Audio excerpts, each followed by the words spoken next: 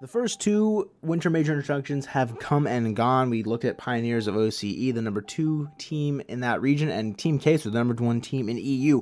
Today we're going to be taking a look at the 5th team in NA, that is Spacestation Gaming, a team that a lot of people probably had going to the Fall Major. They just missed out. Let's take a look what happened. So, in the Fall split, they take 3rd, 4th, they lose to FaZe in the first regional, and then they take back-to-back 5th through 8th places, so losing the first round of playoffs to Energy and Envy respectively. This would then result in them being tied in points with Complexity and True Neutral at the time at 500 points, meaning that they had to play in a tiebreaker to see who would qualify as that 5th team for NA going to the Fall Major. And as you guys know, Spacestation loses.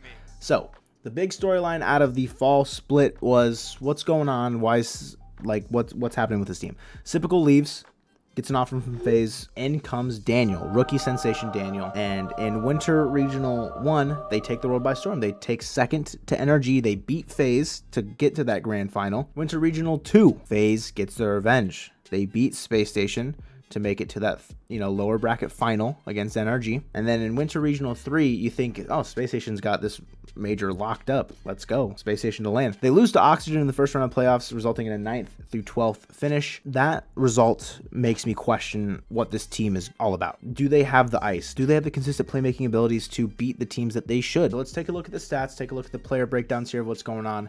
Arsenal between the fall and winter split is down. Not by a lot. It's not like down horrendous, whatever. But to me, his morale in the fall split was a lot lower. You could kind of tell in like the player cams, just that Sypical, Arsenal, and Reddles, they weren't vibing as much as they used to anymore. And obviously we know that it's just motivation across the board. And Sypical leaving kind of shows that. In the winter split, he's getting hyped on cams again, in team comms, like you hear like on Reddles videos that like they're just popping off, they're having a good time.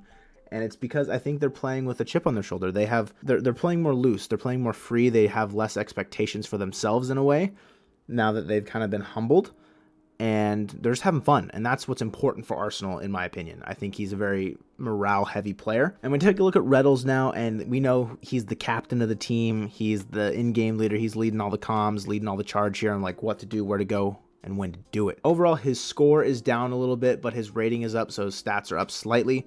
Not really big margins here, mainly because Daniel has stepped in really well in place of Sypical, kind of filling the gaps in the stats that Sypical left behind. Reddles to me he's going to be a land boy. He's not very mechanical, like to his own right compared to a lot of other players, but he's one of those players that can pop off on land because of his emotions, because of how hyped he can get. Now this next segment's going to look a little bit different because the first 2 teams we covered didn't have roster changes occur. I want to kind of compare Sypical on Spacestation to him now on FaZe, and obviously Sypical to Daniel on their respective roles on Spacestation's team. Sypical on FaZe, his stats are down a little bit. His rating is up. I think that has a lot to do with the teammates around him being overall better performing players compared to Arsenal and Reddles. That's pretty much it. Sypical he has stayed relatively consistent across the board in his stats. Aside from saves, that's not really the point here.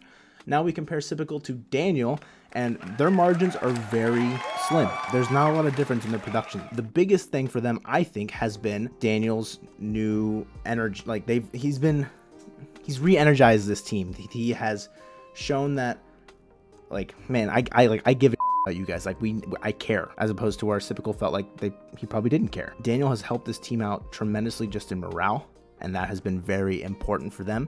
And I think it's going to continue to just improve them as a team as time goes on. Realistic expectations for this team at the Winter Major, I had them out 9th through 12th, losing to G2 in the first round of playoffs. I can see them maybe winning that first round and then losing in 7th, 8th as their peak maybe. Hopefully you guys enjoyed the video. That's Spacestation's coverage. Just get to know them. You guys already know them pretty well, but obviously, like I said, stats don't tell the whole story. Mainly with this team, I'd say stats tell the least amount of the story because their morale has improved a bunch, even though they still took that 5th spot, whereas like in the fall split, they took about the same position, but they seem a lot happier now, and that's what's important. This has been RLCS Spotlight. Hope you guys enjoyed the video, and I'll see you guys later. Peace.